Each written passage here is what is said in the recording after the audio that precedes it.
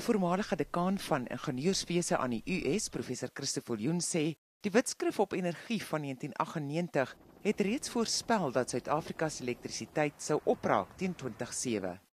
Eskom se eie ingenieurs het bereken dat daar 1200 megawatt opwekvermoë per jaar tot die netwerk toegevoeg moet word, en dit is die ekwivalent van 1 kernkragsentrale soos Kuiberg elke 18 maande, of 1 steenkoolkragsentrale soos Tutuka wat elke 3 jaar gebou moet word.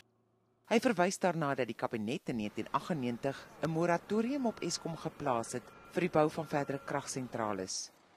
Daar is gehoop dat die privaat sektor sou toetree, maar dit het nie gebeur nie. 6 jaar later is die moratorium opgehef. Maar professor Viljoen sê, sedertdien is geen nuwe steenkool- of kernkragsentrales in Suid-Afrika gebou nie. 'n verdere probleem is van die 17 steenkoolkragstasies van Eskom is 8 ouer as 40 jaar en 4 selfs ouer as 50 jaar. Maar sulke ou kragstasies is onekonomies, hulle is onbetroubaar, hulle breek dikwels, die onderdele is nie beskikbaar nie en hulle moet almal dringend vervang word. Verlede week het Eskom erken dat voorkomende instandhouding vir die afgelope paar jaar nie gedoen is nie.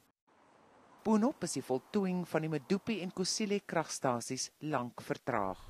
Ek is bevrees dat vir die res van die dekade daar geen lig in die Eskom-tonnel is nie.